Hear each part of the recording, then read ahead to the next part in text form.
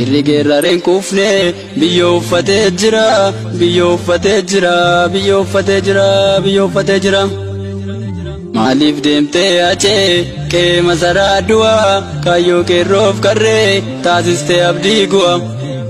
Atoo garaa guutuudhaan saba keef kuftee kaataa, maal taatee jarjarteree eebbisaa yaaddee laata, usmaayyoo yaaddee laata, daadhii kee yaaddee laata, daadhii kee yaaddee laata, daadhii kee yaaddee laata. Mee maddu goota koo maal muufattee goodaante, saba keetti osoo nimi du'a jala kanaante. Duroo atoo diina keef hin agarsiistu nyaara kee, garaa maaliin dhiiftere weedduu fi gitaara kee, weedduu fi gitaara kee, weedduu fi gitaara kee. Kan masaraa sochoosee diina qalbii naasisee, isa galtuuf keessummaa subee cabde taasise. Akkamiin dhiistee deemtee jirtu saba keessanaa, isa roorroo wareersee lammiif ijaare mana, lammiif ijaare mana, lammiif ijaare mana. Atoo daban hojjannee sabaaf qabsoo mammaakte, dhugaa ifa baasuudhaaf galma seenaa marmarte. Achee koo ilmaa sabaa onnee sabaa kanaa, maal laamtee baatee mana, maal laamtee baatee mana, maal laamtee baatee mana, maal laamtee baatee mana. Maal laamtee deemtee achee dhala kee kichuu keetti, maal fa'aa soofteree qaqqaalli michuu keetti. Weellistoota Oromoo mee maal laamtee haadara, warra kaayyoo milkeessu reefuu jalqaban karaa, reefuu jalqaban karaa, reefuu jalqaban karaa. Atoo miidhagsuu malee hin beektu seenaa faalu, qeerroof qarreessii waamu dubbadhu kaa jaalu.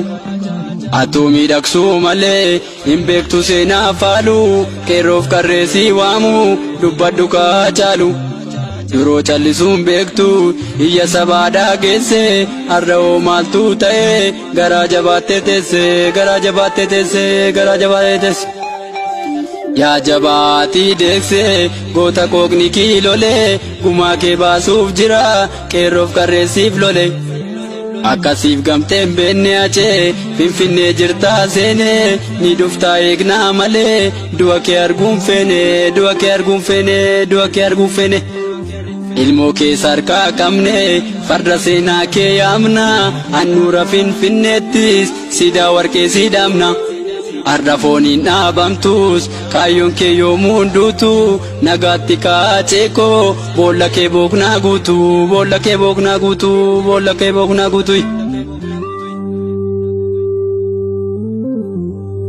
Waltajjiinuu miidhagu nutti qaawwaa barbakki kee, barootattuun argamu aceekoo kan akka kee. Goota Oromiyaan biqiljite aceekoo sanyii jaagamaa, waltajjiirraa si dhabuun akkamittiin yaadamaa. Barsiistuu seenaa sirrii gagdidduu seenaa hardhume, geerartuu gaafa xiiqii gooticha gaafa barkume, goota gaafa barkume. Bishaan baaroo dindilaa gaafa guutun beekanii, lubbuun dhiiraa biliqaa gaafa duutun beekanii, gaafa duutun beekanii, gaafa duutun beekanii.